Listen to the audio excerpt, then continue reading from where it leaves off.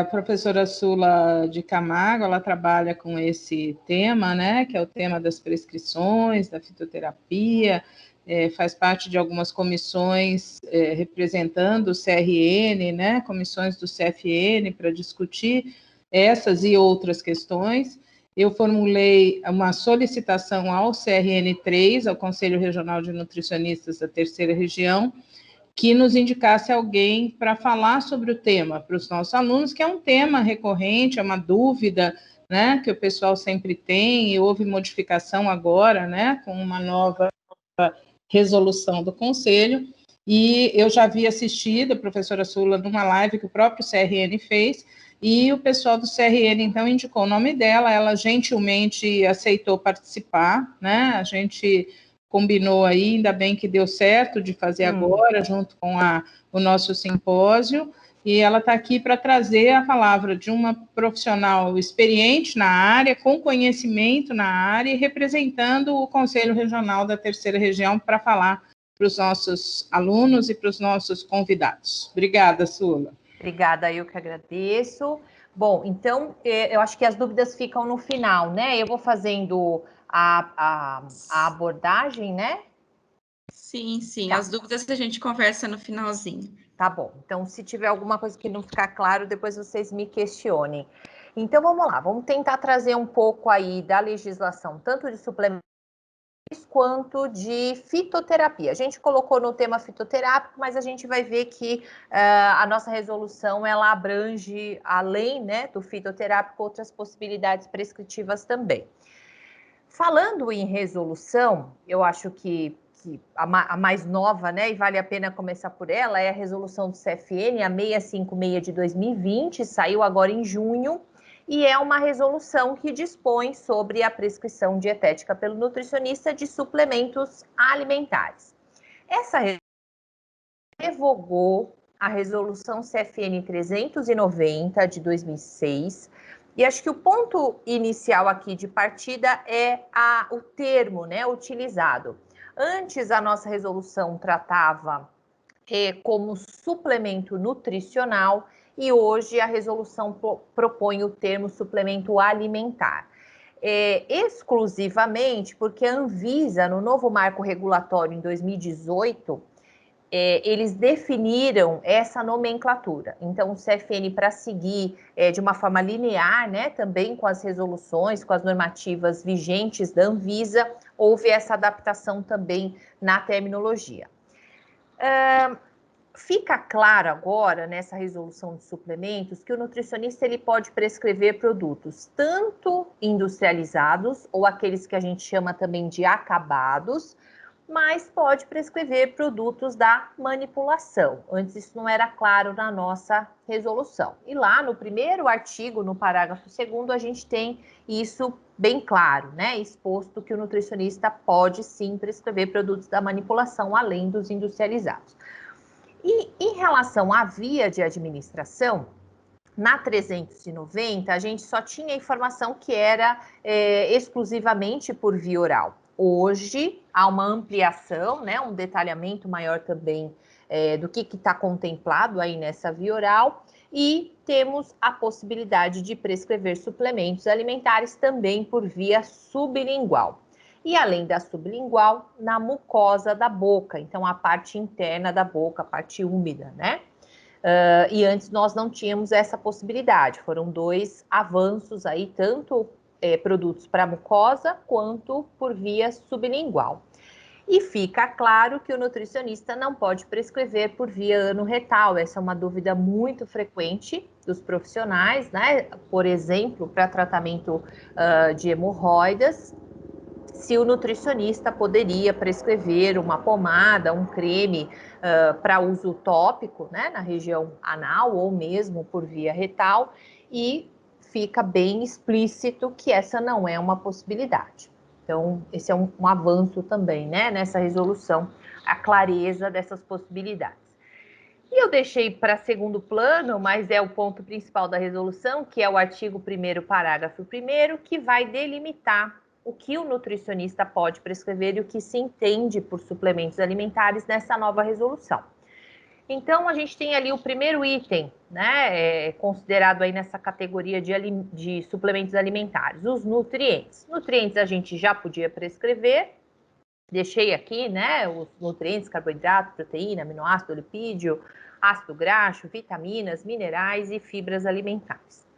Além disso, eu vou dar uma passada geral aqui, depois a gente entra em detalhes. Substâncias bioativas, enzimas, pré-bióticos, probióticos, produtos apícolas como mel, própolis, geleia real e pólen, novos alimentos e novos ingredientes, que é uma categoria, né, que a Anvisa tem, e outros autorizados pela Anvisa para comercialização, isolados ou combinados, bem como os medicamentos isentos de prescrição, à base de vitaminas, minerais, aminoácidos, proteínas, isolados ou associados entre si.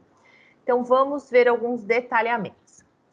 Quando a gente fala em nutrientes, eu já puxei aqui o artigo 3º, que é uma dúvida frequente, a quantidade. Quanto que é o máximo que o nutricionista pode prescrever? O que a resolução traz? Que nós devemos respeitar os upper limits propostos nas DRIs para nutrientes. Bom, quando não tiver o L, B1, B2, ácido pantotênico, B12, cromo, vitamina K, quando não tiver o L, a gente vai buscar na literatura científica, com né, dessa evidência científica, aspectos relacionados à eficácia e segurança, e aí a gente vai definir qual que é a dose máxima que a gente vai poder prescrever para o nosso paciente. Antes, a resolução 390 dizia que nós tínhamos que seguir os níveis máximos propostos na portaria 40 de 98 da Anvisa. Um exemplo típico é a vitamina D, né? Lá nós tínhamos o máximo prescritivo de 800 UIs.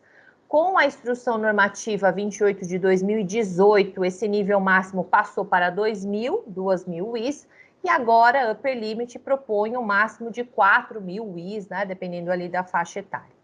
Então, o que a gente deve seguir, não como meta prescritiva, mas o máximo aí de possibilidade prescritiva, upper limit. Na ausência, a gente vai buscar evidência científica de alto grau.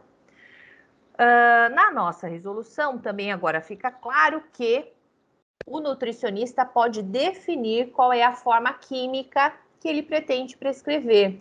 Isso é muito comum para micronutriente. E aí a gente vai fazer uma avaliação técnica, científica, né, para definir essa forma química. Geralmente a gente leva em consideração aspectos relacionados à biodisponibilidade e também à segurança. Então, aqui exemplos, vitamina B12, né?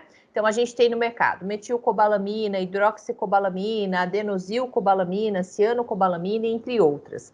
O nutricionista tem que identificar quais são as formas químicas disponíveis, quais são as compatíveis, né, por via oral, seja para uso sublingual ou não. Então, quais são as possibilidades dentre, né, as opções também aí de formas químicas que esse prescritor, esse nutricionista pode prescrever. Mesma coisa, né, para magnésios, minerais, a gente vai ter muito mais opções aí no mercado, então cabe ao nutricionista, existe essa possibilidade de escolha e fica, então, o profissional responsável em definir essa forma química. Depois de nutrientes, nós vimos que o nutricionista pode prescrever substância bioativa. Nós também não tínhamos na resolução 390, nós tínhamos uma recomendação do Conselho Federal, bem recente, né, de 2016, dizendo prescrever substâncias bioativas e probióticos, mas não estava em resolução. Então, agora é passível de prescrição. O que são substâncias bioativas? São nutrientes ou não nutrientes que vão trazer algum benefício para o organismo humano, né? E observem que a substância ativa não necessariamente é um nutriente. E aqui destaquei a palavrinha alimento, porque a substância bioativa vai ser um nutriente ou não nutriente que vem. Esse é um ponto-chave para a gente não incorrer em infrações importantes. Por quê? Quando a gente fala em substância bioativa, pode ocorrer aí um questionamento dos produtos em que a gente tem princípios ativos ou substâncias ativas, que vêm de plantas medicinais, que não são alimentos e que não são passíveis de prescrição pelo nutricionista. Então, vamos pensar o seguinte: se a gente imaginar a cúrcuma longa, ela é um alimento da nossa população, né? Na nossa cultura, ela é um alimento, mas ela também é usada, por exemplo, na fitoterapia como uma planta medicinal. Os princípios ativos ou as substâncias ativas relacionadas à atividade farmacológica, elas podem ser isoladas, né? No caso da cúrcuma, se a gente for imaginar a cúrcuma, nós temos lá os curcuminoides, principalmente, né? E dentre os curcuminoides, a curcumina que é a mais falada. Se essa substância for isolada, a gente pode interpretá-la como uma substância bioativa passível de prescrição pelo nutricionista, certo? Porque ela vem de um alimento. Se a gente pensar numa planta medicinal que não é um alimento, essa substância que tem atividade biológica, se ela for isolada, ela não pode ser prescrita pelo nutricionista.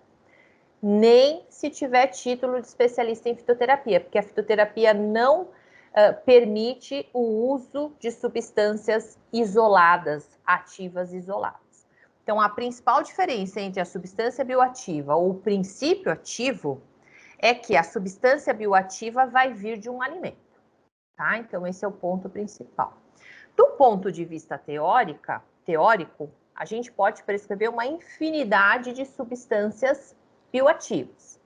Qual é a restrição? É que nós vamos precisar identificar na literatura evidência científica de alto grau para sustentar tanto eficácia quanto segurança. Então, eu coloquei aqui alguns exemplos de substâncias bioativas.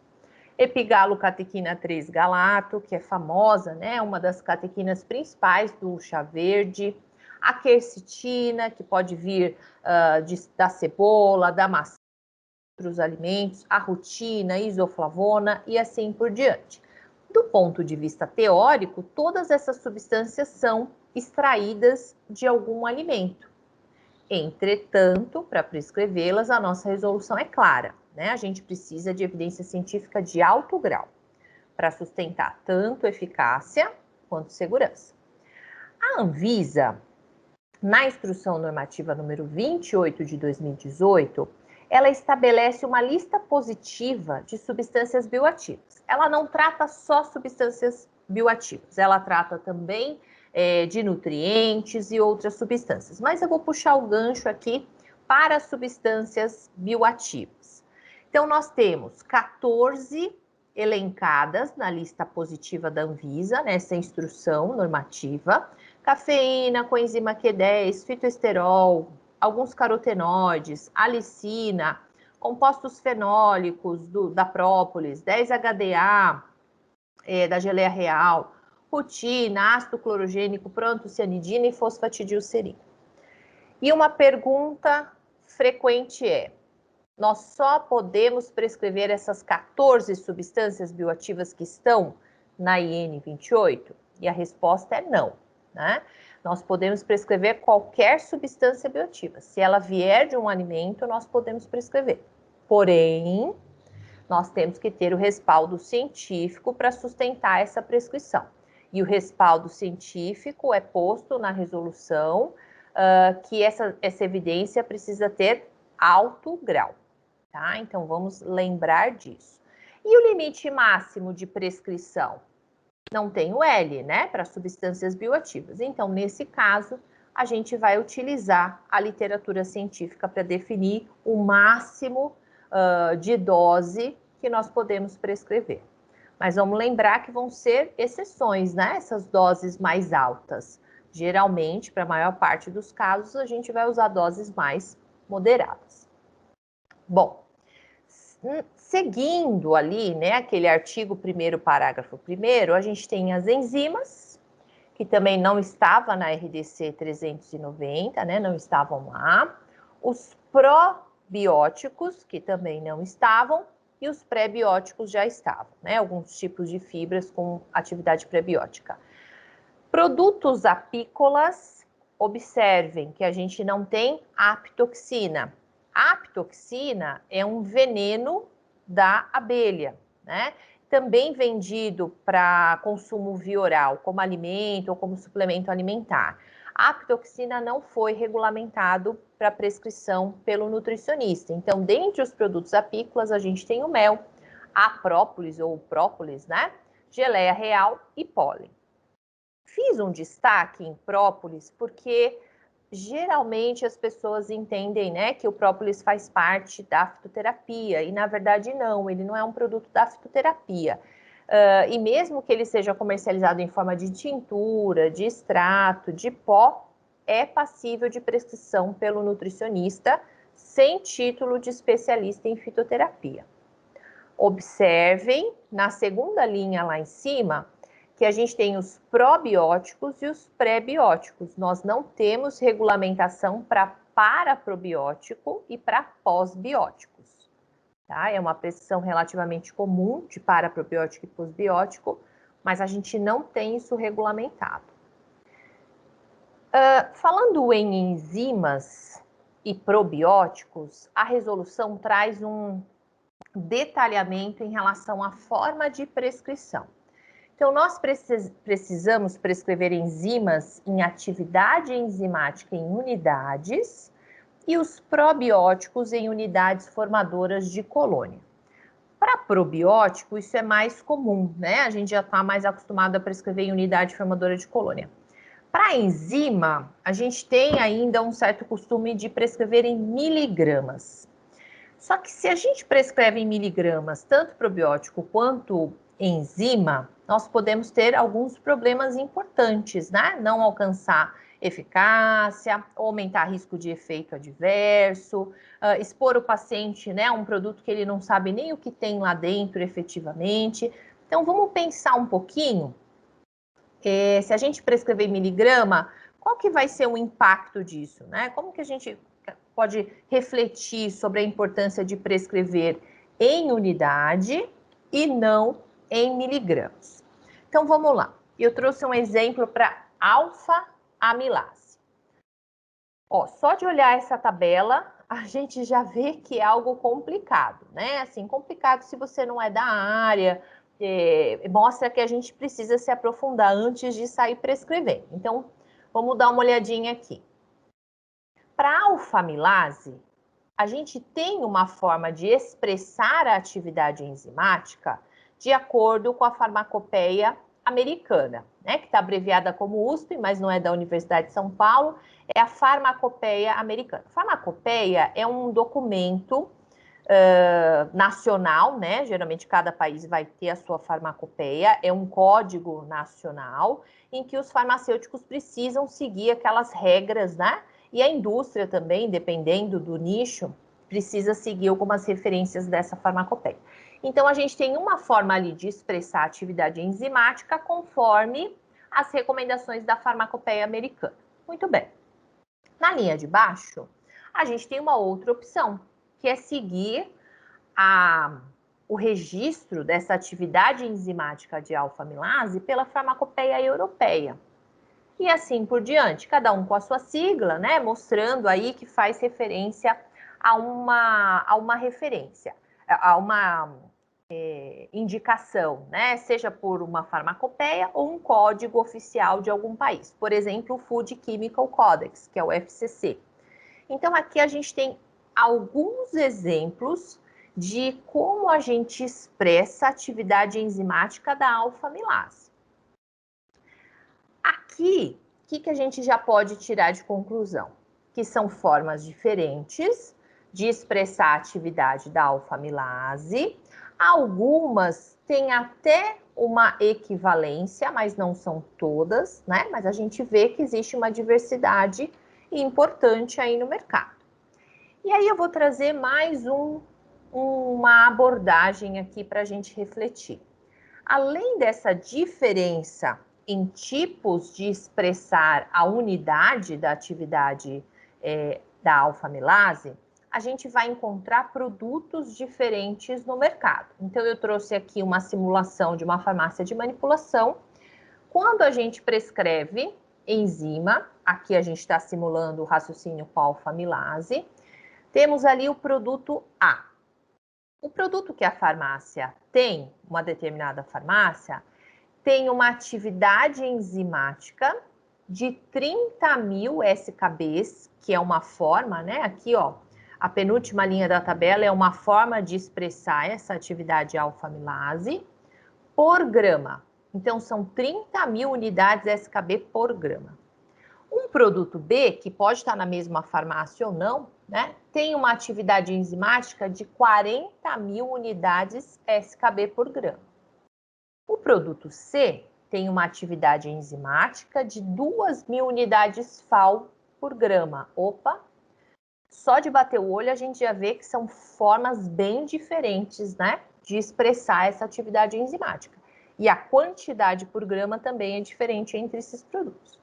O produto D traz uma outra opção, que é uma atividade enzimática de 24.000 unidades DU, que é pelo Food Chemical Codex, né, por grama.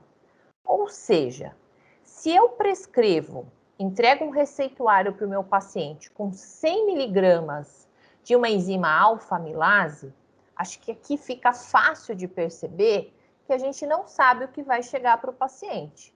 100 miligramas do produto A vai ter uma atividade enzimática, 100 miligramas do produto B uma outra atividade, o produto C outra e o produto D outra. Ou seja, o que a gente está prescrevendo para o paciente? Não sabemos, né? Em miligramas, a gente não sabe. Existem várias outras versões de alfa-amilase no mercado. Então, aqui é para mostrar que, para prescrever enzima, primeiro tem que saber o que está fazendo, né? E tem que lembrar que é importante prescrever em unidades, e a gente vai definir quais são essas unidades, para que a gente consiga chegar o mais próximo possível, né, da eficácia, mas também garantir segurança. Se você prescrever, por exemplo, em unidades SKB e a farmácia só tiver em unidades FAO, ela vai usar um fator de correção e vai chegar no mesmo lugar. Mas por isso é importante indicar a unidade que você está prescrevendo. Muito bem. Avançando lá naquele parágrafo 1º do artigo 1º, nós vimos que o nutricionista pode prescrever novos alimentos e novos ingredientes. Esses são termos um pouco complicados, né, para o nutricionista, mas é uma categoria que a Anvisa tem e que permite o registro ou a notificação de produtos aqui. De forma resumida, o que eles são? Eles vão ser alimentos ou substâncias que o nosso país não tem histórico de consumo, mas que a Anvisa libera a entrada para comercialização. Ou são alimentos com substâncias que a gente já consome, mas que possam ser adicionadas, então elas vão ser encontradas em uma concentração maior, ou produtos com uma quantidade muito grande, além do que, né, muito maior, além do que habitualmente a gente também já consome. A RDC 16 de 99 já trata o registro, né, os procedimentos para registro desses alimentos e novos ingredientes, já é uma proposta antiga, né, uma liberação antiga pela Anvisa, só que agora o que mudou? Com o novo marco regulatório, se esses novos alimentos e novos ingredientes estiverem em formas farmacêuticas, a empresa precisa seguir as regras que foram estipuladas em 2018. Se ela continuar com cara de alimento, ela segue as normativas de 1999 para registro e comercialização. Se vocês entrarem hoje no site da Anvisa para buscar a lista positiva, né, a relação de novos alimentos e novos ingredientes, vocês vão encontrar essa informação. A Anvisa tá revendo, né, todo o site, redirecionando os links, então tá um processo bem caótico. Já era difícil, agora tá mais complicado ainda. Mas o que a gente pode fazer? A lista está em atualização. Consegue checar nominalmente, né, o produto, se a gente quer saber se ele tem registro de novo alimento ou novo ingrediente, a gente consegue buscar, por exemplo, pelo Google e colocar a palavrinha Anvisa do lado para entrar num link da Anvisa. Tomem cuidado, porque às vezes tem alguns produtos que são comercializados, mas eles não deveriam ser comercializados, eles não têm autorização da Anvisa para comercialização. Por exemplo, vocês devem ter acompanhado a moringa, né? A polêmica aí da moringa. A Anvisa proibiu a comercialização, importação, propaganda, tudo sobre a moringa, mas muitos lugares ainda continuam vendendo, né? O que a gente tem que tomar cuidado. Se nós somos prescritores, a gente não pode prescrever nada que esteja proibido pela Agência de Vigilância Sanitária, né? Então tomem cuidado. Aqui no próprio site, né, quando a gente entra, a gente já vai bater o olho ali na aloe vera, que é uma outra planta que tentou entrar no mercado para via oral. A Anvisa não liberou por conta de aspectos relacionados à segurança. O noni também, o famoso noni, né, que é a morindá com D de dado, a Anvisa também não liberou por questões de segurança, então tomem cuidado para não prescrever nada que não possa ser prescrito. Eu trouxe uma lista antiga, antes, né, de sair do ar, era essa relação que nós tínhamos lá, esse slide próximo. E aqui eu vou dar alguns exemplos, só para a gente ir linkando depois com outro trechinho da resolução. Ó, clorela, cogumelo, né, 2 tipos de cogumelos, espirulina, óleo de cártamo, óleo de borragem, óleo de alho, tá? Então, alguns exemplos, quem mais? Óleo de prímula, cogumelos, né? Novamente, que são produtos que a gente prescreve também na fitoterapia. E nós vamos ver que se o produto for registrado como novo alimento ou alimento e ele estiver na forma seca, né? Na sua versão seca, ou na forma de óleo fixo, o nutricionista pode prescrever sem a necessidade de título de especialista em fitoterapia. Então, depois a gente vai, aqui na sequência, a gente vai explorar melhor.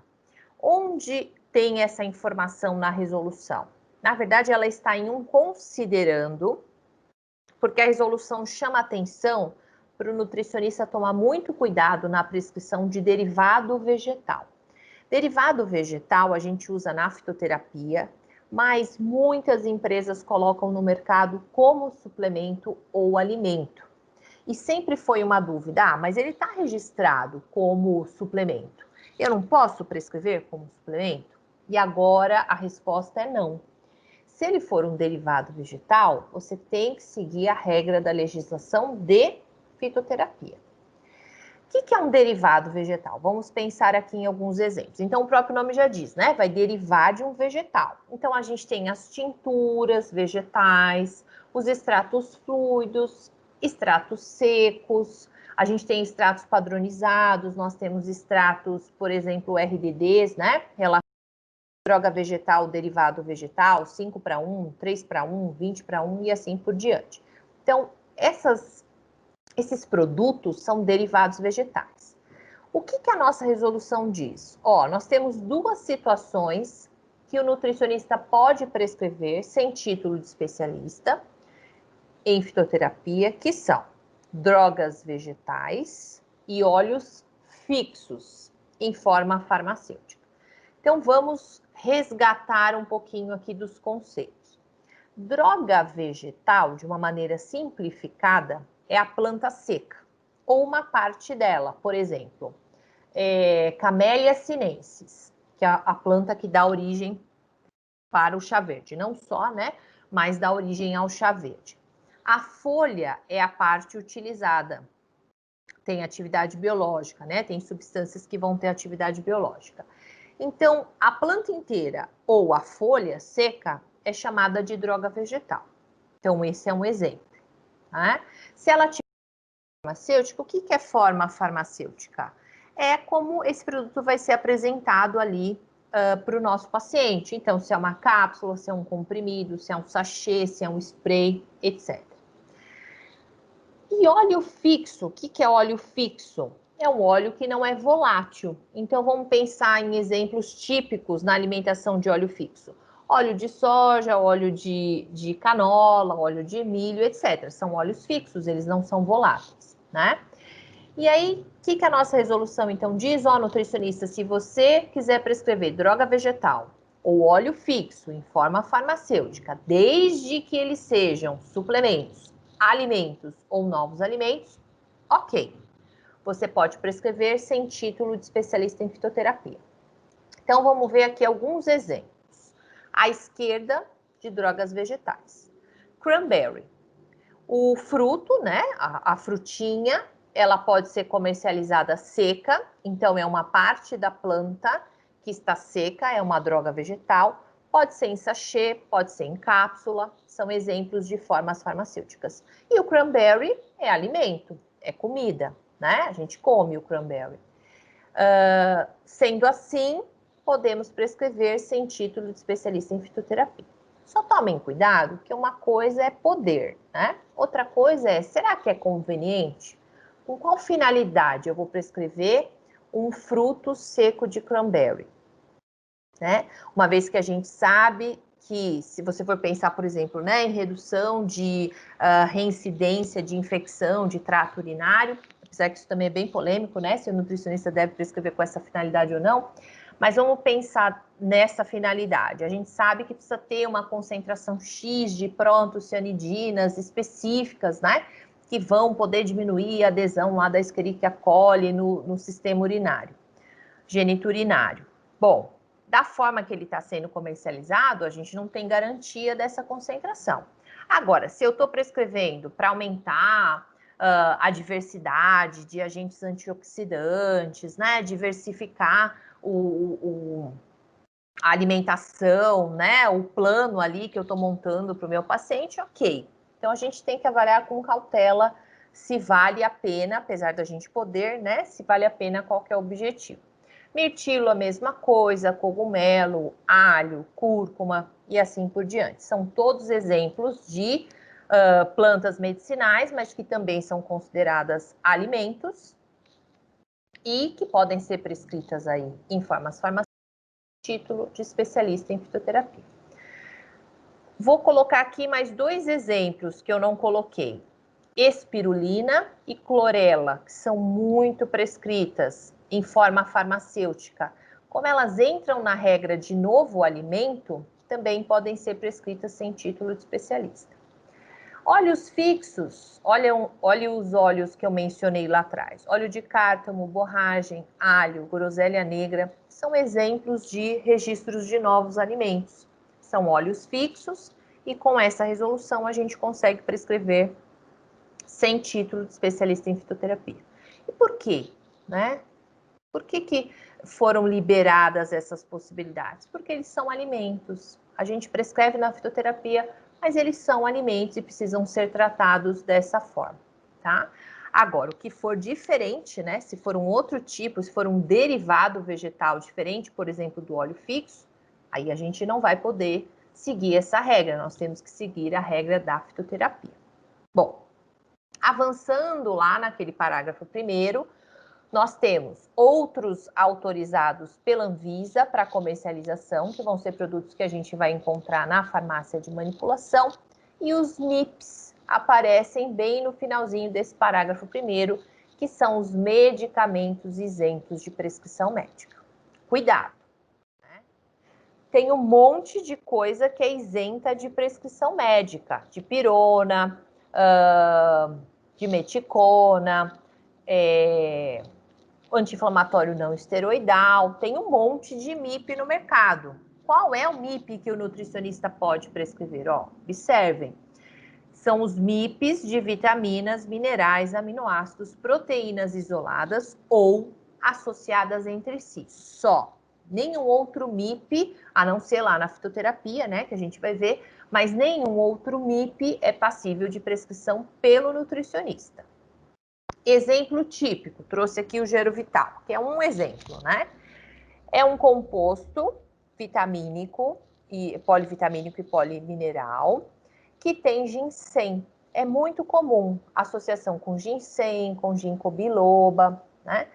Ele tem isenção de prescrição médica, só que é um produto que o nutricionista não pode prescrever, porque ele não vai atender aos requisitos nem da resolução de suplementos alimentares e nem da resolução de fitoterapia. Então, tomem cuidado.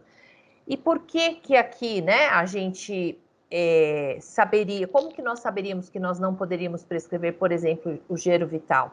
Porque os únicos MIPs pela resolução de suplementos que a gente pode são a base de vitaminas, minerais, aminoácidos, proteínas, não tem planta, né? Não existe o alimento misturado. Então, aqui a gente tem uma restrição. E na fitoterapia, por que que a gente não pode?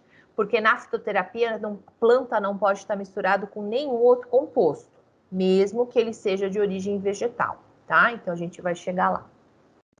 Muito bem, então vimos aqui os pontos principais da nova resolução 656 do CFN de 2020.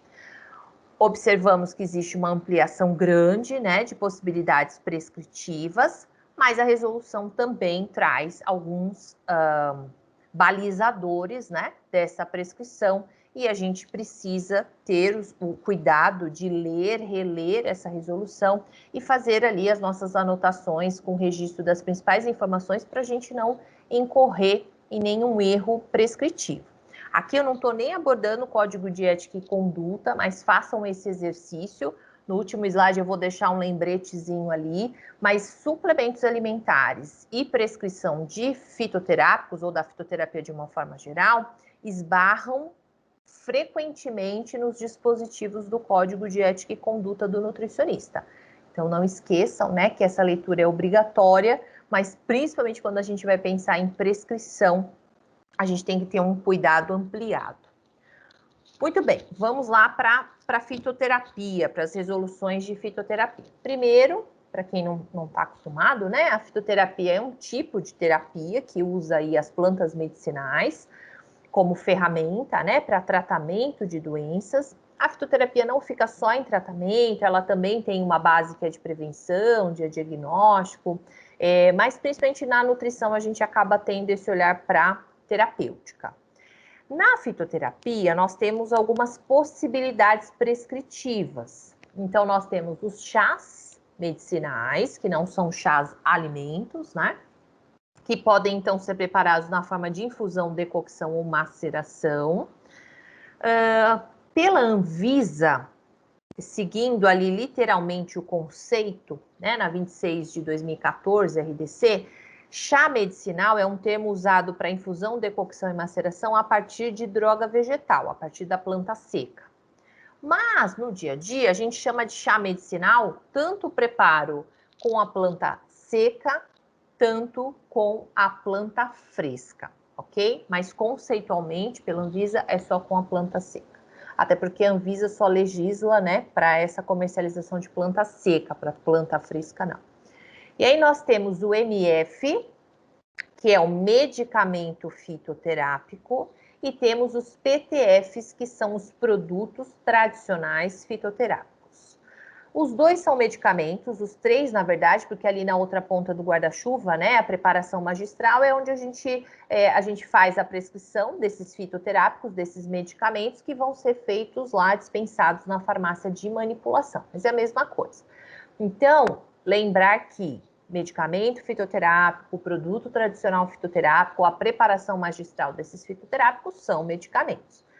Para registro ou notificação, para medicamento fitoterápico, a Anvisa exige evidência clínica, então estudos clínicos, né, para comprovar eficácia e segurança. Para PTF, a Anvisa tem um anexo 3, lá na resolução 26 de 2014, que ela define 67 documentos aceitos no nosso país para sustentar a efetividade e segurança de plantas medicinais com uso tradicional reconhecido. Cuidado que não é uso popular, não é uso empírico, né? Tem toda uma sistematização de informações, restrição, né, de uso, tem uma série de conceitos aí atrelados. Então, a única diferença é essa, que para medicamento fitoterápico, a Anvisa vai exigir evidência clínica para comprovar eficácia e segurança. E para PTF, a Anvisa vai exigir documento, literatura técnica, né, da área, a partir dos 67 anexos lá, referências, né, que ela reconhece no nosso país para comprovar a efetividade e segurança. Muito bem, então a gente aqui teve um panorama, eu vou dizer o que cada um pode prescrever. Hoje nós temos duas resoluções vigentes, que são a 525 de 2013 e a 556 de 2015.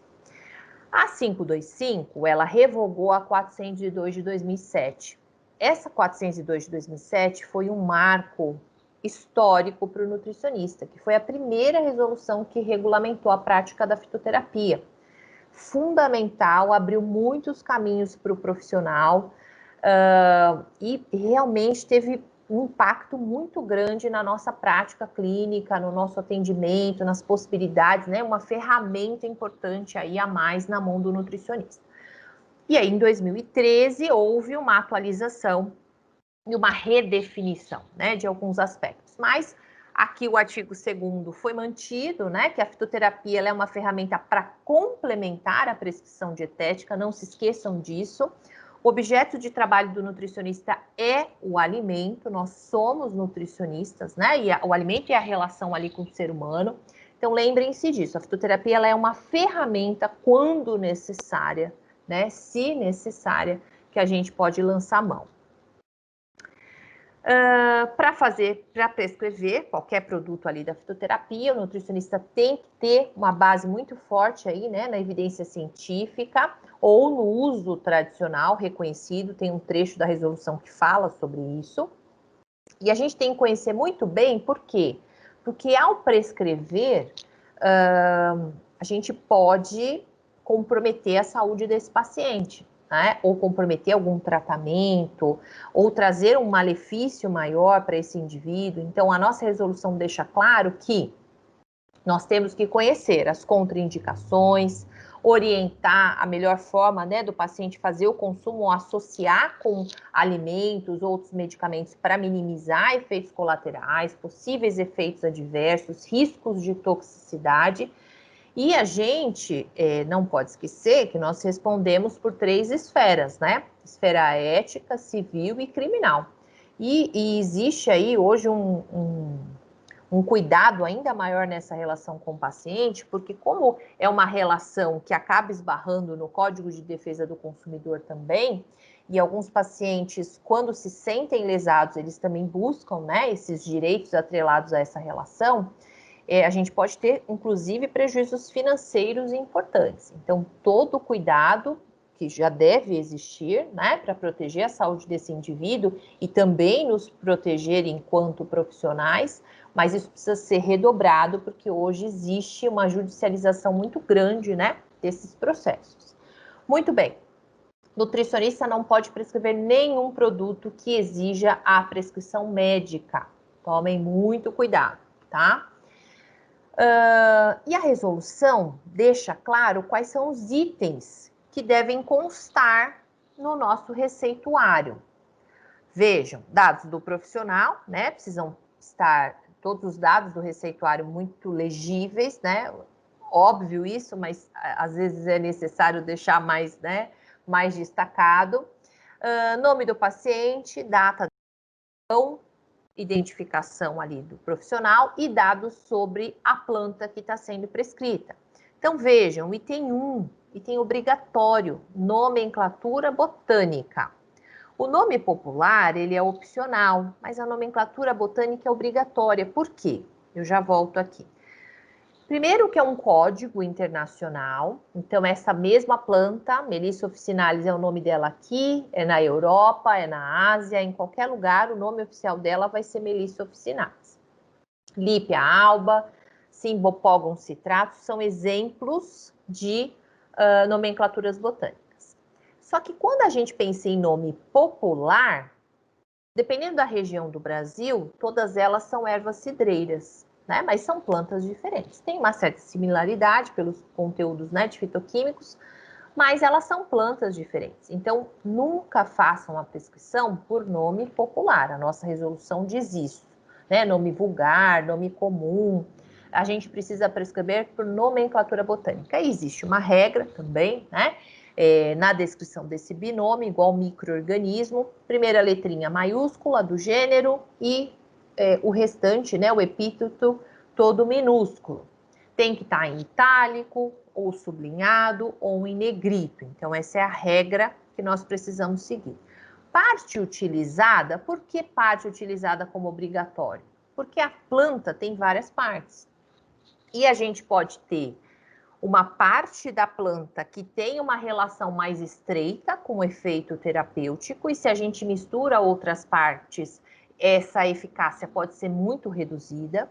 A gente pode ter casos em que tem ações, composições de fitoquímicos diferentes, que as ações terapêuticas são diferentes, de acordo com a parte da planta, e pode acontecer um aumento de toxicidade dependendo da parte da planta. São 3 exemplos, né, mais clássicos. Forma de utilização e modo de preparo. Aqui são informações simples. Definir em forma de utilização se é infusão, decocção ou maceração. E vai colocar receita para o paciente, como que ele vai preparar, né? Então, isso está em legislação, a gente tem que colocar. E isso é super importante porque, dependendo do modo de preparo desse chá medicinal, o paciente não vai conseguir ali alcançar os objetivos com o uso daquele chá medicinal. Ou podem aumentar alguns efeitos adversos, dependendo, né, da planta, do tempo aí de preparo. Então, tudo isso tem que estar bem definido. Além disso, modo de usar. Então, aqui a gente vai indicar que é para beber, né, para ingerir, para fazer bocheche, cuspir, etc. E posologia. Dose, horário de administração e tempo de uso. Não esqueçam do tempo de uso. Toda prescrição tem que ter começo, meio e fim. Pode ser que você repita a prescrição, né? Pode ser que você mude a planta ali numa estratégia que foi planejada, mas a gente tem que fazer o planejamento do começo, meio e fim do tratamento. Bom, essa resolução ainda traz que chás com finalidade alimentar, né, que não tem finalidade terapêutica, não são tratados aqui nessa resolução, e que quando a gente fala na prescrição de plantas medicinais e drogas vegetais, que elas podem ser prescritas, né, ou os pacientes vão poder preparar conforme a nossa orientação, por infusão, decocção e maceração. E esse fato estará atrelado lá na 556 de 2015, a qualquer profissional, qualquer nutricionista, seja ele pós-graduado, com título de especialista em fitoterapia, só bacharel habilitado, né, no CRN, todos podem prescrever infusão, decocção e maceração. O que for diferente disso, caberá só ao detentor de título de especialista em fitoterapia, que a gente vai chegar lá. Para a prescrição do que for diferente de infusão, decocção e maceração, a nossa resolução diz o seguinte: sigam todos os dados exigidos lá para chás medicinais e complementem essas informações com marcador, sempre que disponível na literatura. Então, de forma simplificada, o marcador é a substância ou um grupo de substâncias químicas que auxiliam no controle de qualidade daquela planta, para saber que aquela planta é aquela planta mesmo. Esse marcador ele pode ter relação com o efeito terapêutico, e o ideal é que ele tenha, por exemplo, a Camellia sinensis, né? Tem um tipo de padronização que o marcador é a epigalocatequina galato, que é justamente a catequina que tem a maior relação com a atividade terapêutica. Mas podem existir marcadores que não têm relação com a atividade terapêutica, ok? A gente tem que colocar nesse receituário a forma ou meio de extração, se é tintura, se é extrato fluido, se é extrato seco, se é um óleo fixo, se é um óleo volátil e assim por diante. Forma farmacêutica e a prescrição exclusivamente por via oral. Vejam, parágrafo único. Não se permite, isso não é uma definição do CFN, né, mas dos próprios conceitos e da legislação vigente, né, Não se permite o uso de substâncias ativas isoladas, mesmo que de origem vegetal, ou a associação de vitaminas, minerais, aminoácidos ou qualquer outro composto na prescrição dos fitoterápicos. Então, a gente não pode prescrever planta medicinal, seja, né, a forma que você escolheu, qualquer uma que seja, ela nunca pode estar associada com uma substância ativa isolada ou com qualquer outra coisa, um macro, um micronutriente, nada disso é permitido. Mas eu posso fazer no mesmo receituário a prescrição separadamente? Sim. O item 1 a gente pode fazer a prescrição fitoterápica e no item 2, por exemplo, micronutrientes, né? Precisa saber o que está fazendo, tem que ter perícia, mas é possível. Bom, ainda em fitoterapia, vamos dar uma olhadinha na 556 de 2015. Ela não revogou a 525 de 2013, mas ela trouxe algumas alterações.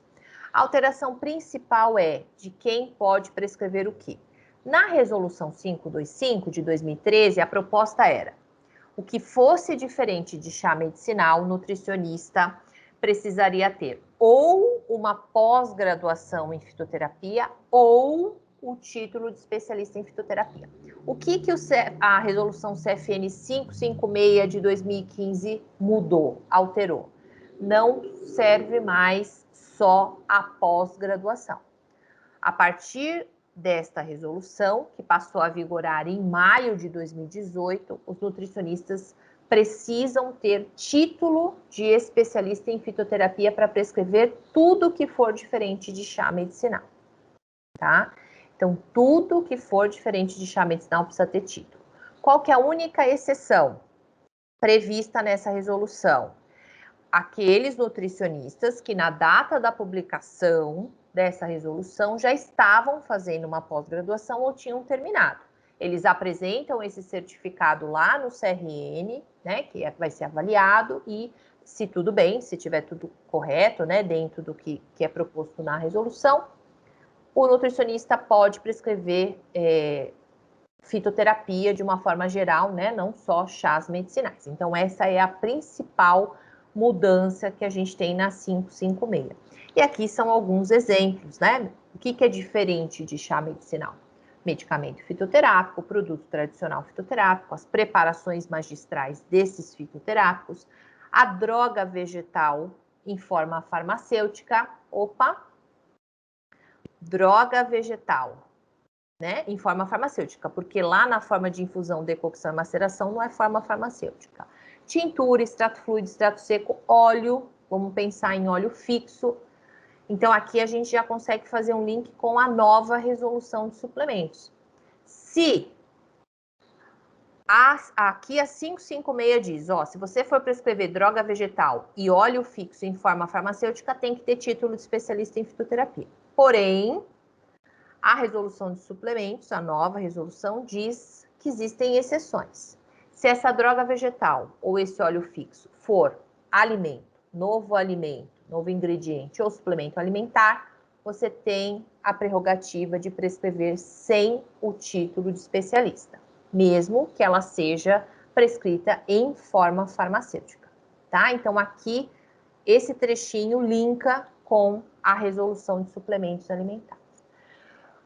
Fitoterapia, então, a gente tem resolução CFN 525 de 2013 e a 556 de 2015. Estão as duas vigentes. Suplemento alimentar, a gente viu a resolução CFN número 656 de 2020.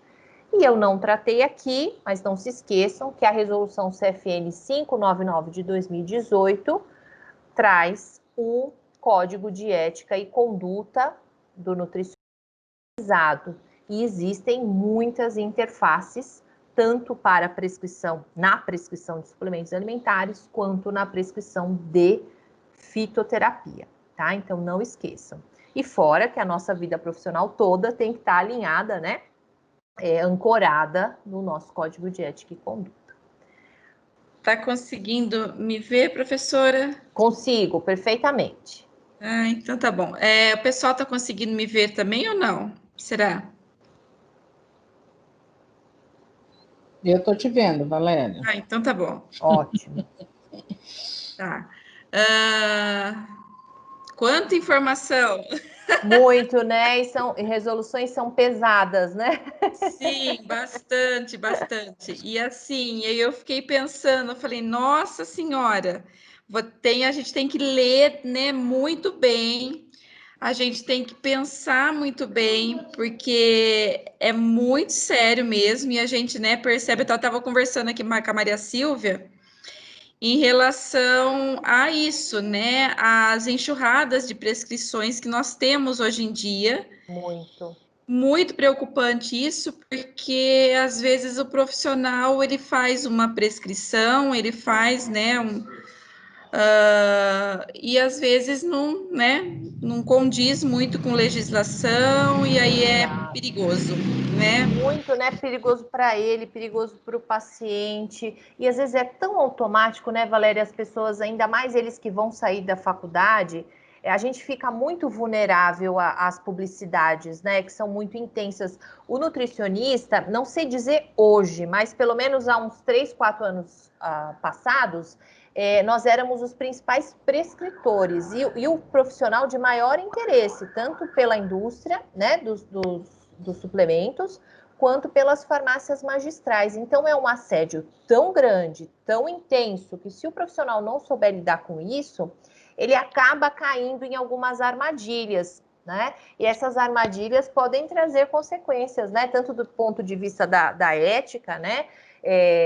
Da fiscalização, mas também problemas nessa relação com o paciente. Né? A gente tem que tomar muito cuidado, porque hoje o cidadão ele sabe muito quais são os direitos, os deveres ele esquece um pouquinho, mas os direitos ele conhece muito bem. São muito bem informados e a gente tem que tomar muito cuidado com isso, né? Exato. Bastante cuidado mesmo. Maria Silvia está aí? Até a Tô gente aqui. conversando né, sobre As questões, as né? questões, né, que envolvem aí, né, as prescrições, né, o risco que tem, que pode ocorrer, né? Então, eu tenho umas questõezinhas que eu fui anotando aqui, Sula. Vamos lá. Vamos ver como é que você pensa aí a respeito disso. Tá. Isso tudo é muito novo, né? Assim, a questão da fitoterapia até tem mais tempo que a gente vem lidando com isso, mas era uma coisa um pouco restrita. E hoje não está tão restrita, assim como você falou, a pressão, né, das empresas que fabricam, que vendem, né? A gente tem visto algumas coisas que nos assustam, né? Uhum. A gente tem, por um lado, a questão dos suplementos para o pessoal que trabalha com esporte, que atende atletas, ou que atende qualquer um que acha que se não tomar suplemento não vai conseguir ficar fitness, né? Uhum. Então, você já tem a pressão desse pessoal do suplemento desse lado. Sim. E agora a gente tem a pressão dos suplementos e dos fitoterápicos e de tudo isso, né, não voltado para esse público, mas para o outro público. Então, ficou muito comum da gente ver posts de ex-alunos e de outros profissionais mostrando lá, por exemplo, quais são os manipulados, né? Colocando lá a foto da sua refeição e os manipulados ali do lado. Ou fotos que eu vi agora recentemente de um ex-aluno mostrando o representante que ele recebeu, né, com todos os produtos que o representante colocou em cima da mesa. Assim como eu também me assusto quando eu vejo alguns profissionais atuando numa função nova agora, né, chamada speaker. Eles são speakers das empresas que vendem esses produtos. Então, de fato, isso reafirma o que você acabou de falar. Os alunos e os profissionais estão sob uma pressão enorme. E aí vem a dúvida, né? Tirando a questão da fitoterapia e dessa prescrição específica aí da 556, né, que exige a titulação, e para o título de especialista você precisa do curso, né, de especialização e tal. Como é que você vê os profissionais que estão saindo para o mercado hoje em termos de preparação para lidar com isso? Né? O que prescrever, como prescrever, para que prescrever, por que prescrever? Então, a minha questão é em relação à graduação. Qual o conteúdo que você vê hoje que os cursos de graduação deveriam oferecer aos alunos para lidar com essas novidades todas? Uhum. Ou, se a gente começar a falar disso na graduação, a gente vai acabar piorando a situação em vez de... Né? Essa é uma dúvida que a gente tem. É um mundo bem complexo, né? Só antes de responder essa pergunta, vou aproveitar o gancho da Maria Silvia. Gente, muito cuidado com essas postagens, muito cuidado. Leiam o Código de Ética e Conduta, isso é muito sério. A gente se associar a marcas, isso é muito sério. Tomem cuidado, não é uma simples postagem de que a gente está agradecendo porque ganhou uma cesta. Tem uma mensagem embutida numa foto com uma marca, com diversos produtos que estão ali. Nós estamos dando o nosso nome em apoio àqueles produtos. Uma coisa é a Maria Silvia também falou dos speakers, né? Hoje é uma função, um contrato, né, de trabalho que existe para o nutricionista, mas cuidado, porque o speaker, ele vai ser speaker para qual público? Profissional, né? Então, a gente vai trazer a informação técnica científica do produto para profissionais. Nós não vamos em rede, por exemplo, para um Instagram público, né? E falar para todos, postar as fórmulas, né? Os produtos magistrais, industrializados, etc. Isso não está no nosso código de ética. Inclusive, tem isso, né? Se você é funcionário daquela empresa, você, claro, vai trabalhar desde que você tenha bastante ética, né, e esteja embasado em ciência, você vai trabalhar com as informações do produto, mas para um público profissional, não para o público leigo. Tomem muito cuidado. Uma outra coisa também que está lá no nosso código de ética, a questão da marca, né, a gente não pode indicar uma marca, não pode se vincular a esses nomes. E às vezes existem casos, por exemplo, ômega 3, acho que é o exemplo mais comum, né? Tem desde produtos horrorosos, cheio de metais pesados, contaminantes ambientais, proporção de EPDH péssimo, um monte de gordura saturada na cápsula, um monte de problema. E tem produtos maravilhosos, excelentes. Só que quando a gente pensa em eficácia e segurança, esse é um exemplo típico de que a gente prescreve marcas. Mas vejam, marcas. E a gente vai fazer uma prescrição com marcas de que forma? Não em conflito de interesse, que é o que a gente ganha cestas e vários produtos para doar para o nosso paciente, para fazer merchan, para ganhar desconto, porque as farmácias de manipulação fazem o que hoje? Tudo que o seu paciente compra na farmácia deles, eles revertem 30%, eu não sei como está na região de vocês, né? Mas aqui em São Paulo, mais ou menos 30% do que é vendido na farmácia de manipulação, o nutricionista pega em dinheiro. Não deveria, né? Isso é um conflito ético gravíssimo, demais, né? Gravíssimo, né? Mas é uma prática comum. Ou ele pega em dinheiro, ou ele pega em congressos, ou ele pega em viagens, ou ele pega em produtos. Gente, independente se é produto, se é dinheiro vivo, se é em congresso, isso não é adequado, isso é antiético, né? Que deem desconto para os pacientes, para tornar os produtos mais acessíveis. Esse é o nosso papel, né? Enquanto profissional de saúde. Então, reflitam sobre isso, isso é muito sério, e ainda mais sendo graduandos, né? É pior ainda, porque vocês nem podem, né, se colocar nas mídias como um profissional da saúde ainda. Vocês não são, né? Tem que esperar pegar ali o canudo para isso.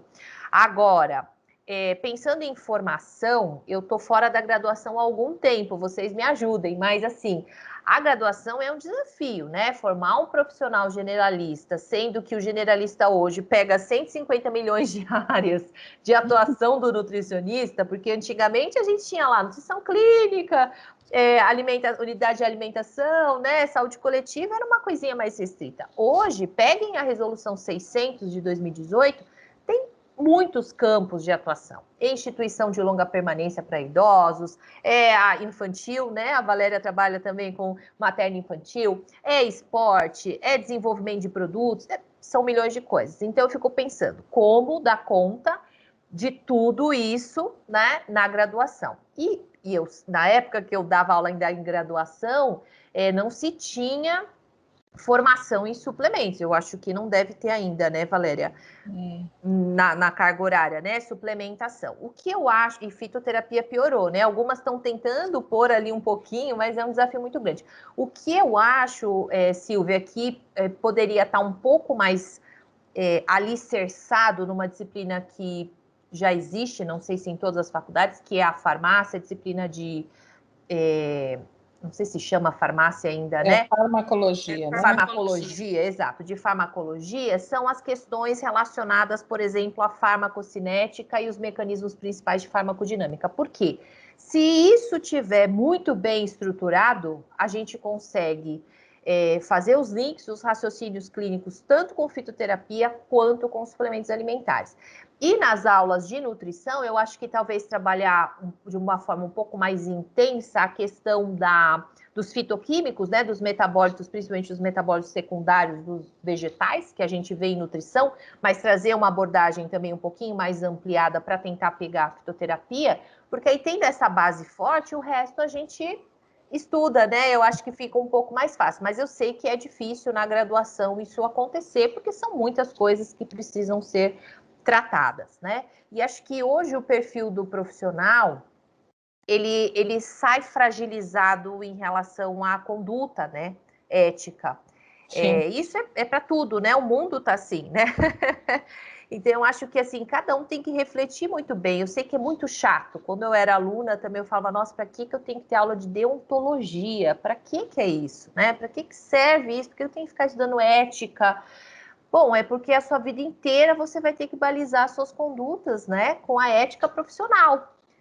Então, eu acho que assim, o profissional ele tem que sair, o ponto de partida não é nem entender o que prescrever, o que não prescrever, é saber quais são os limites da profissão, entender né, onde a gente esbarra nas questões éticas e de conduta, mas vejo um profissional bem fragilizado, tanto nessa questão, né, ética e de conduta profissional, mas também em formação para suplementos. Eu acho bem precipitado sair da faculdade e prescrever suplementos, prescrever fitoterapia de uma forma geral.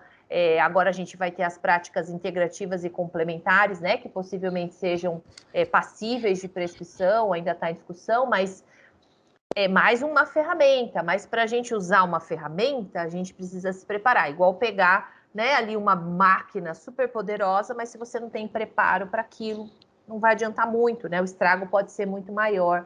Então a gente tem que refletir e não ficar refém, né? Tudo que a gente faz tem uma consequência. E hoje a consequência não é só lá em relação ao conselho, né, regional da nossa profissão, da nossa categoria. Ela esbarra em várias outras esferas. Tomem cuidado, a gente pode ir até preso dependendo do que for feito, né? Não, e de qualquer forma, estamos lidando com a saúde das pessoas, né? Não vamos um ser colocar humano, a saúde né? de ninguém em risco, né? Exato, é um ser humano que está ali, né? E uma vez que o estrago tiver feito, né, eu sempre dou o exemplo do chá verde, né? Da camélia, que as pessoas falam, realmente, tem milhões de propriedades, é uma das plantas mais estudadas, mas tem dose, tem forma química de prescrever, tem tempo de uso, né? E é uma das plantas que tem uma relação com a hepatotoxicidade importante. Então, né, e que pode ser na forma de planta, pode ser na forma de alimento, pode ser na forma de substância bioativa. Hoje ela está nesses três contextos aí muito forte. Só que uma coisa é, né, a gente ter a informação ali da ciência de uma forma geral e a outra é a gente pensar bem quem é o nosso paciente que está ali na frente e como nós vamos usar isso, né? Com certeza. Sula, em relação à questão do título do especialista, esse título ele é fornecido pela Asbram, né? Com provas acontecendo normalmente nos congressos brasileiros, a cada 2 anos.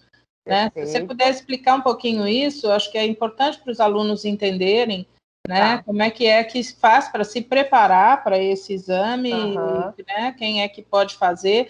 E aí agora uma curiosidade, com esse adiamento do congresso desse ano, que virou um congresso online para janeiro, como é que vai ficar isso na próxima prova para título de especialista? Pois é, que desafio, né, Silvia?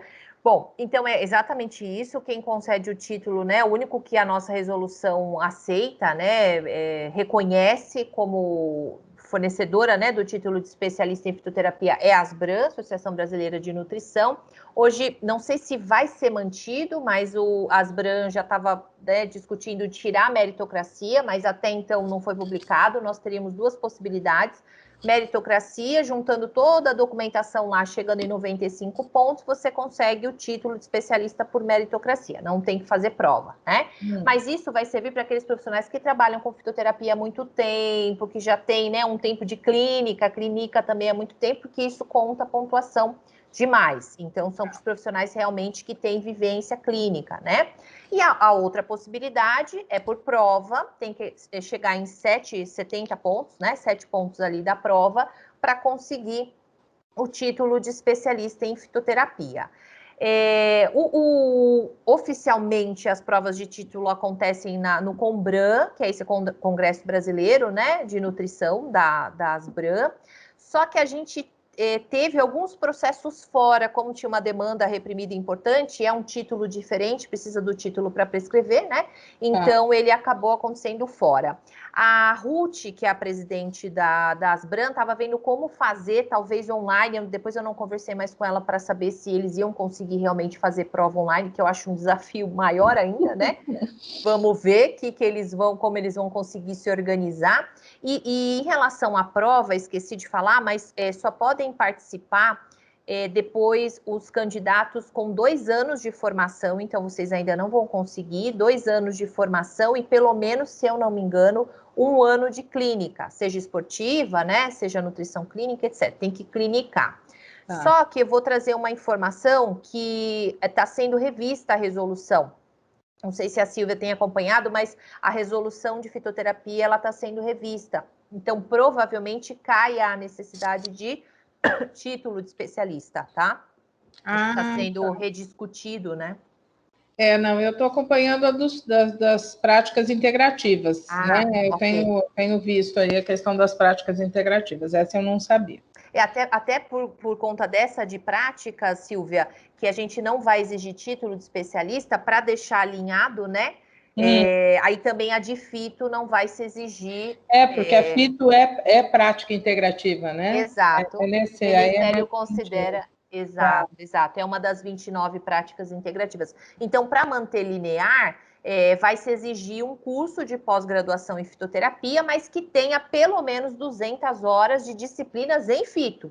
Porque o problema também é que o mercado oferece tanto cursos bons quanto cursos porcarias, né? Tem curso de fitoterapia que tem 40 horas de fito, gente. Pelo amor de Deus, né? Aí não dá. Aí não. Sula, tem uma questão aqui da Júlia. Ela está perguntando: mesmo diante desse grande escopo de possibilidades de prescrição, você concorda que ainda assim devemos sempre priorizar os alimentos como forma de melhoria da saúde? Perfeito, Júlia. Esse é o nosso objeto, né, de trabalho. As pessoas, elas se distanciam. E sabe, Júlia, eu acho que assim, a fase mais vulnerável em que a gente se distancia do nosso objeto de trabalho é quando a gente se forma. Porque a gente fica numa ânsia de querer trazer resultados, mas a gente tem que lembrar que o resultado ele é construído, né, a longo prazo. E se a gente pensar que geralmente o que nós vamos atender ali em consultório são pessoas com obesidade ou são pessoas com doenças crônicas não transmissíveis, não são intervenções que da noite para o dia a gente vai trazer resultado. Então, o profissional ele também tem que trabalhar, e acho que vocês tiveram, inclusive, disciplinas, né, palestras falando um pouco sobre isso também, tem que se trabalhar para fazer com que o paciente compreenda isso e que a gente use ferramentas que auxiliem ele também a entender que esse processo é longo, né, de melhorar a adesão, de ajudar com outras ferramentas para que ele consiga, a longo prazo, né, ter aquele objetivo alcançado.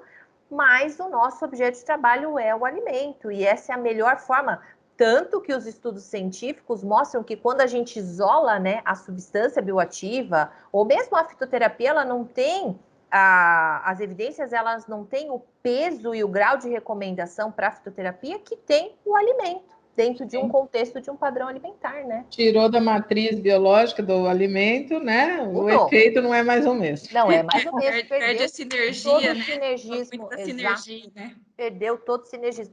Exato. Então, sempre é o melhor caminho. E outro, é o mais barato, né? Vamos pensar também, quem que consegue hoje pagar 300, 400, 600, 1.000, 3.000 reais de um suplemento ou de um fito. Probiótico, tem probiótico que sai quase 800 reais a prescrição, gente. Nossa. A gente tem que ser racional, né? Quem que é o nosso público? Precisa disso.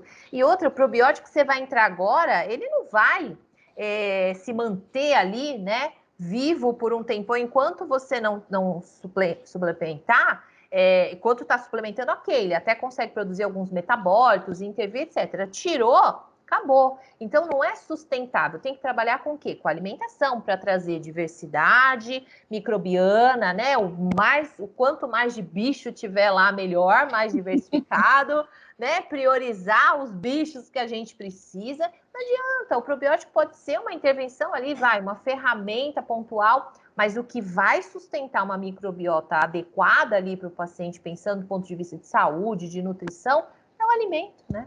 E a cabeça, né? Que tem que estar boa, porque senão come bem e a cabeça não está boa, perdeu tudo. Mas a gente teve uma palestra, né, da professora Larissa, que falou sobre microbiota intestinal e ela trouxe bem isso, né? Que os efeitos são temporários às vezes, né? Se paga um valor exorbitante aí, às vezes o efeito é temporário. Às vezes não, né? Na maioria das vezes aí, temporário. Não tem milagre, né? Não tem milagre, O Rodrigo, ele levantou a mão. Rodrigo, você quer abrir o microfone? Acho que ou ele bateu a mão, acho que aqui, não sei. Às vezes, né? Bateu a mãozinha aqui. Mas tá bom. Mais alguém tem alguma pergunta? Tá me ouvindo, Valéria? Oi, Rodrigo, tudo bem? Tô te ouvindo. Eu abri o microfone aqui. Aqui eu tô sem o chat, aqui eu só consigo pelo microfone. Tá bom. Oi, não queria parabenizar a Sula, né? Parabéns pela sua apresentação, muito interessante, né, o seu tema. E, Sula, eu só fiquei com uma dúvida, eu não sei se é bem uma... Tá. Você mencionou, né, em relação, né, que agora o nutricionista ele pode estar prescrevendo, né, substâncias lá bioativas. Eu também acredito que isso é um avanço, né, para a nossa profissão, tudo. Mas assim, ao mesmo tempo eu fico, né, receoso, ou talvez aquele profissional, né, o sério, porque pela instrução, né, você mencionou que são hoje 14 alimentos, né? Exato. As substâncias, né, elas têm que ser originárias, né, oriundas de alimentos. Mas isso também, o profissional sério, ele não fica temerário, né? Porque, e aí?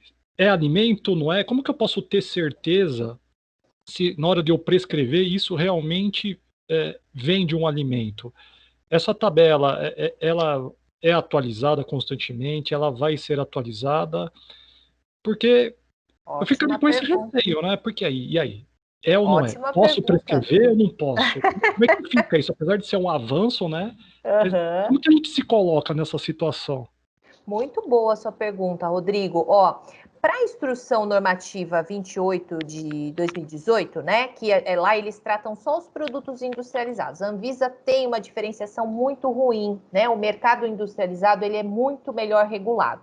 Então, nessa instrução, eu não quis trazer porque é muita informação, mas nessa instrução normativa, a Anvisa, ela regula, inclusive, os constituintes que vão poder fornecer essas substâncias, tá? Então, existe uma tabela que chama lista de constituintes. Então, por exemplo, para ácido clorogênico só pode vir de um concentrado hidrossolúvel do tomate da espécie X, né? A astaxantina só pode vir de uma alga Y. E assim por diante. Então, a Anvisa, ela já amarra para esses produtos industrializados e só podem ser comercializados aquelas substâncias bioativas vindo daqueles constituintes. Então, para o industrializado é bem fechado.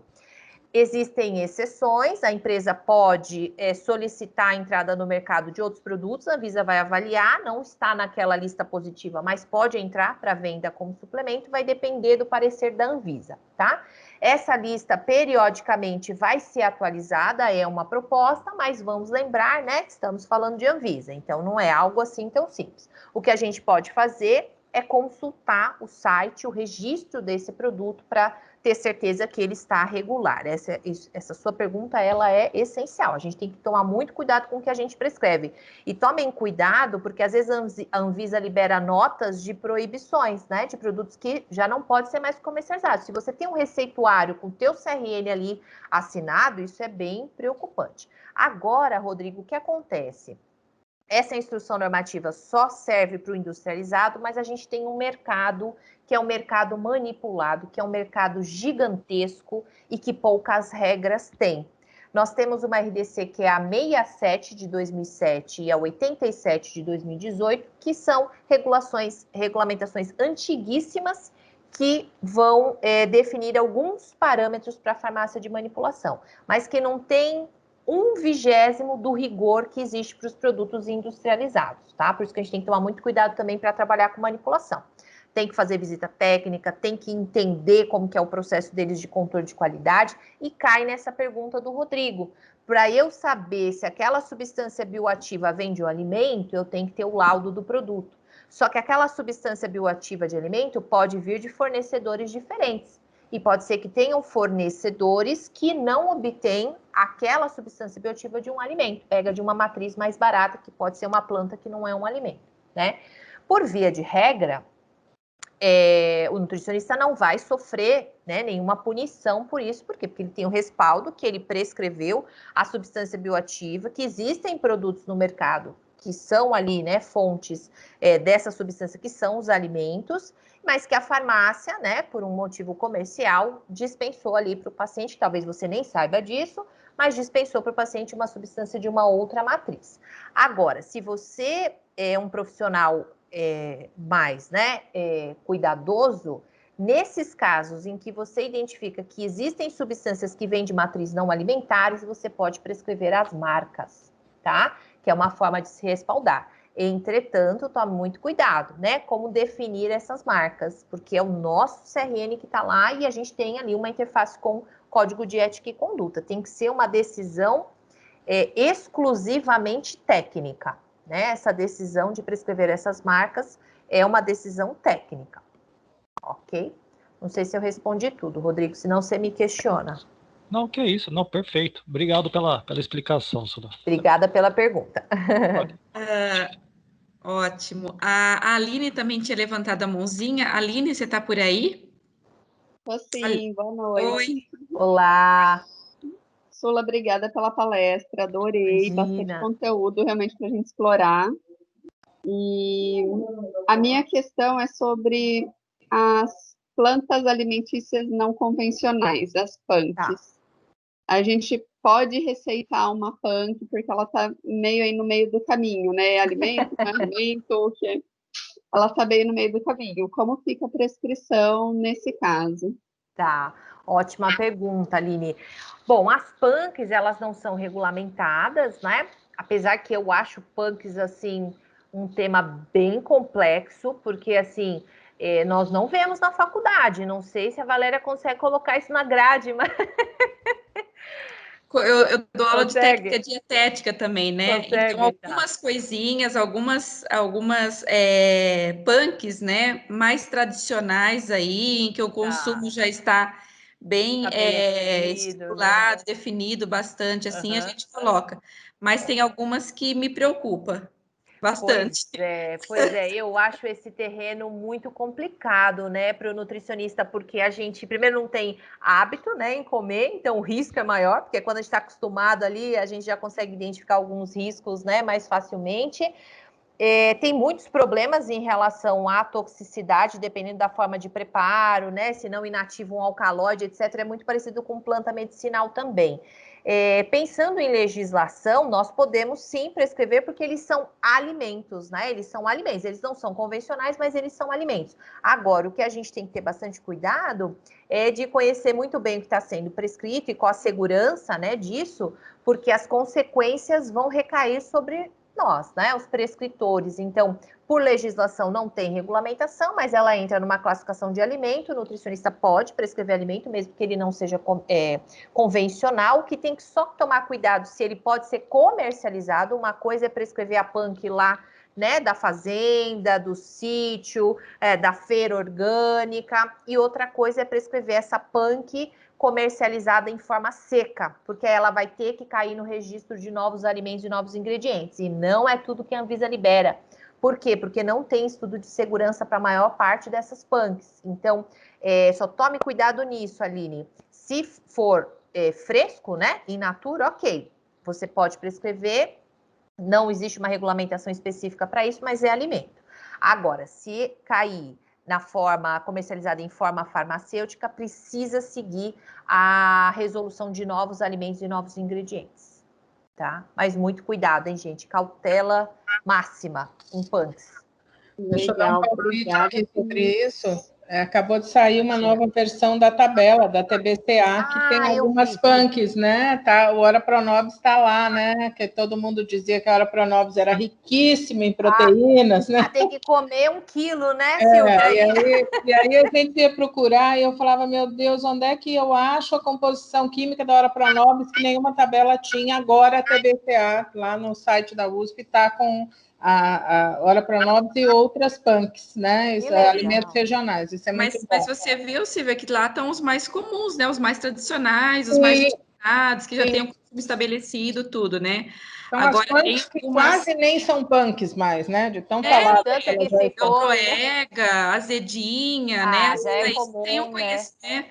Bastante. Agora tem umas flores comestíveis novas que estão surgindo aí.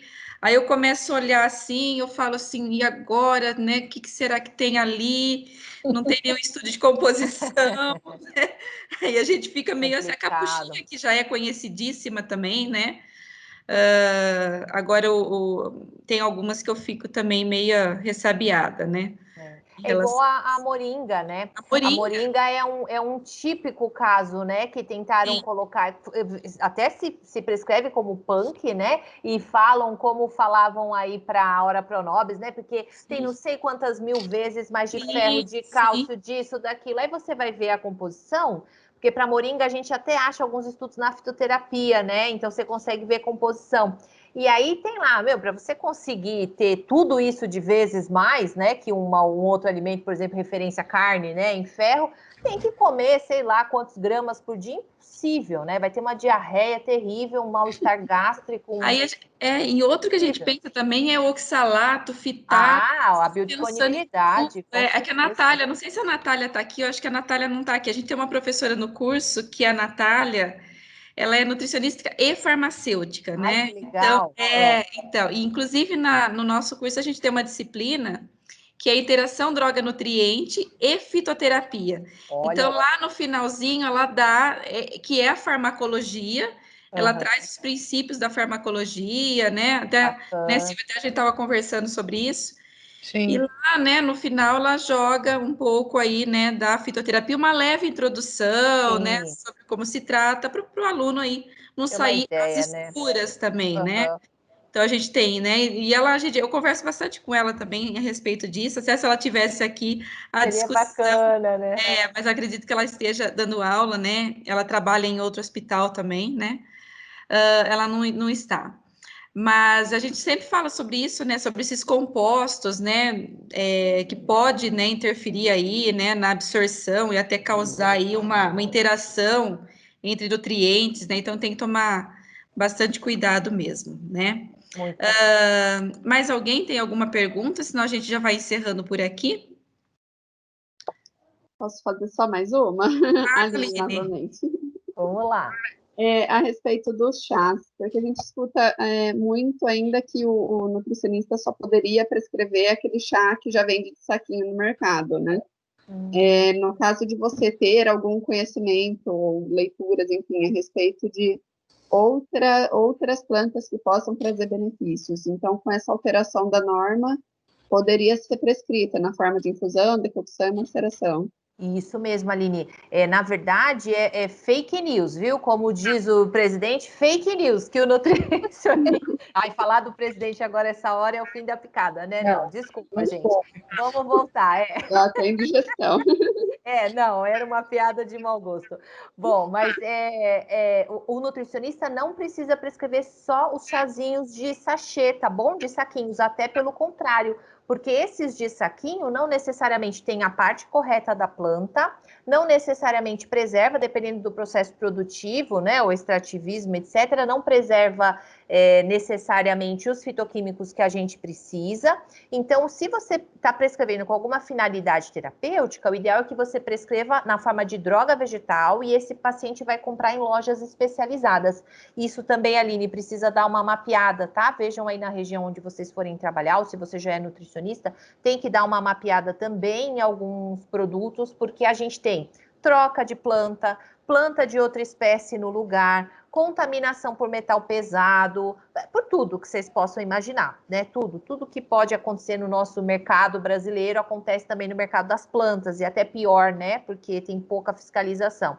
Então, prescreva a droga vegetal com nomenclatura botânica e prefira esses produtos aos produtos do mercado, porque o produto do mercado é alimentício. Tudo bem que tem pesquisas lá do pessoal do sul do país, que avaliou um pouquinho o que estava sendo comercializado de algumas plantas em mercado, acharam produtos muito bons, com uma concentração de fitoquímico boa, mas a gente não sabe, o nosso país é tão grande, são tantas marcas, isso é tão dinâmico, não tem como dizer que comprando num supermercado a gente vai conseguir garantir o mínimo, né, de composição de controle de qualidade. Então, precisa indicar lojas especializadas para compra dessas drogas vegetais, tá bom? Mas pode, todo nutricionista formado com registro no CRN pode prescrever qualquer planta medicinal, desde que não exija prescrição médica. A gente tem 2 lugares para achar essa informação.